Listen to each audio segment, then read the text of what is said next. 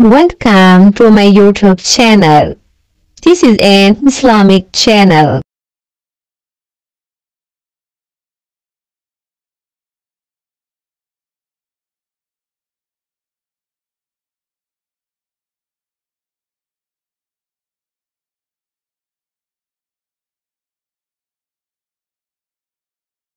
रसूलुल्लाह सल्लल्लाहु अलैहि वसल्लम ने इरशाद फरमाया कि क़ुल हुवल्लाहु अहद सुलुसुल क़ुरआन।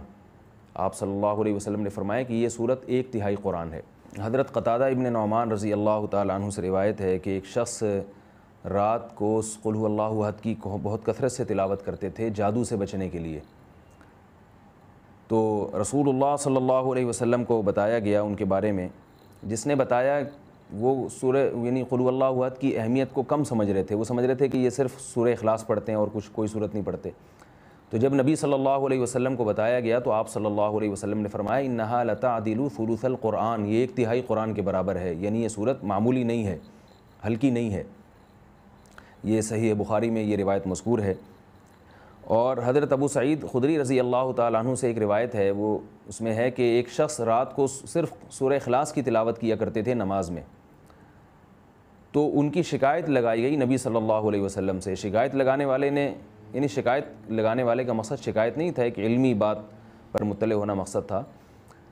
तो उन्होंने नबी सल्लल्लाहु अलैहि वसल्लम को बताया कि ये सिर्फ सूरह इखलास पढ़ते हैं। यानी वो भी समझ रहे थे कि ये तो एक छोटी सी सूरत है और भी कुरान पढ़ना चाहिए।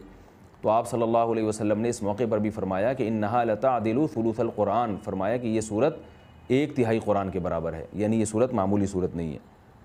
तरह हज़रत आयशा रज़ी अल्लाह ताला अन्हा से रिवायत है कि आप सल्लल्लाहु अलैहि वसल्लम जब बिस्तर की तरफ जाते तो आप सल्लल्लाहु अलैहि वसल्लम क़ुल हुवल्लाहु अहद, क़ुल अऊज़ु बिरब्बिल फ़लक़, क़ुल अऊज़ु बिरब्बिन नास, ये तीनों सूरतें पढ़ के अपने हाथ पे फूंक मारते और अपना हाथ पूरे जिस्म पे फेर लेते।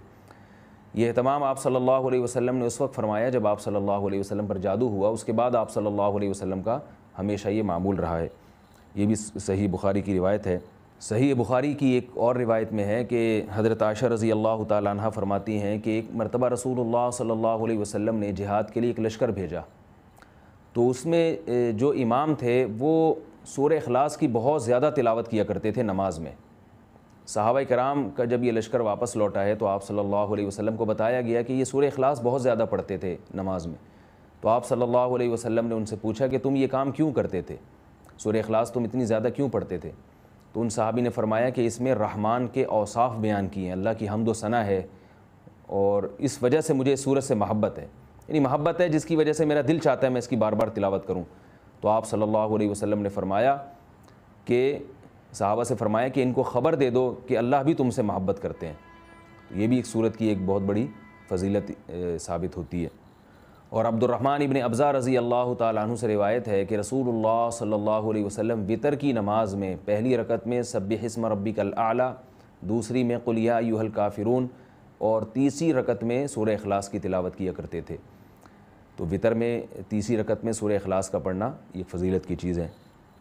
हज़रत उक़बा इब्न आमिर रज़ी अल्लाह ताला अन्हु से रिवायत है कि मैं एक मरतबा रसूलुल्लाह सल्लल्लाहु अलैहि वसल्लम से मिला तो आप सल्लल्लाहु अलैहि वसल्लम ने फ़रमाया कि क्या मैं तुम्हें ऐसी सूरत की ख़बर न दूँ कि ना वो सूरत अल्लाह ने तौरात में नाजिल की, ना ऐसी सूरत अल्लाह ने इंजील में, और ना ही ऐसी सूरत अल्लाह ने किसी और मकाम पे कुरान मजीद में नाजिल की।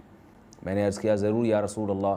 तो आप सल्लल्लाहु अलैहि वसल्लम ने फरमाया वो सूरतें क़ुल हुवल्लाहु अहद, क़ुल अऊज़ु बिरब्बिल फ़लक़ और क़ुल अऊज़ु बिरब्बिन नास हैं।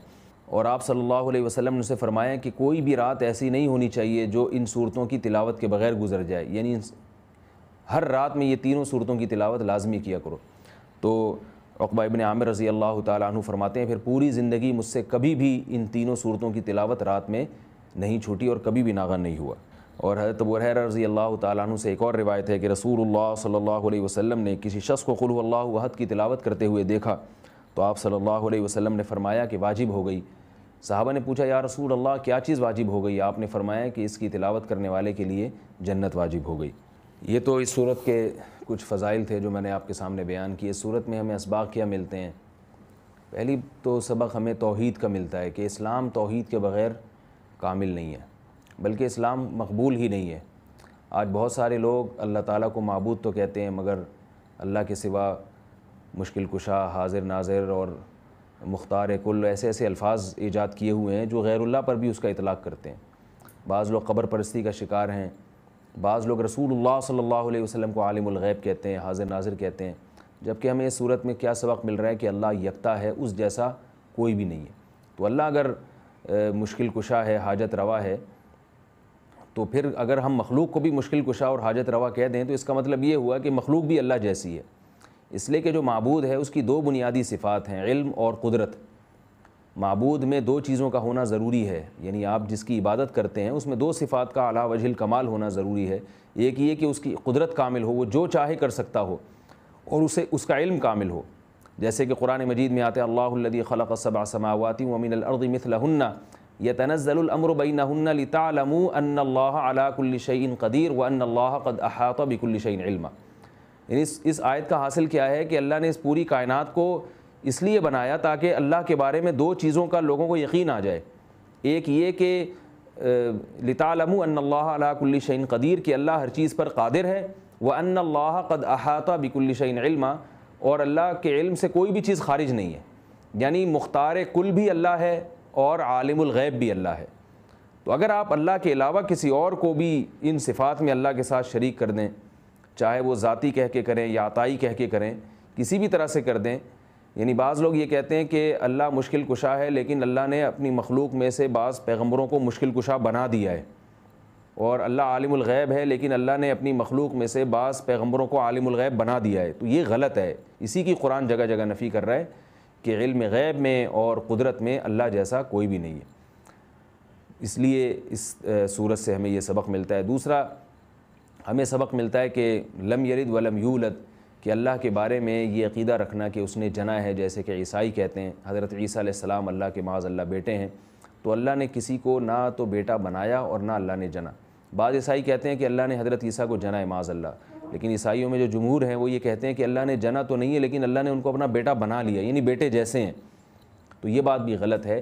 لم یتخذ صاحبۃ ولا ولدا، قرآن کہہ رہا ہے اللہ نے کسی کو نہ تو جنا ہے اور نہ اللہ نے کسی کو بیوی یا بیٹا بنایا ہے، بنایا بھی نہیں ہے اللہ نے۔ اللہ کے یعنی کسی کو محبت میں بیٹا کہہ دینا یہ ایک الگ چیز ہے، لیکن باقاعدہ اس کو بیٹا بنا لینا یہ ایک الگ چیز ہے، کیونکہ ہم جب کسی کو بیٹا بناتے ہیں تو اس لیے کہ ہمیں اس کی ضرورت ہوتی ہے، ہمیں اس سے کام لینا ہے، ہمیں اپنے والی وارث چاہیے۔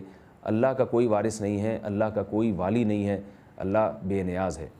یہ اس صورت کا بنیادی اسباق تھے۔ اللہ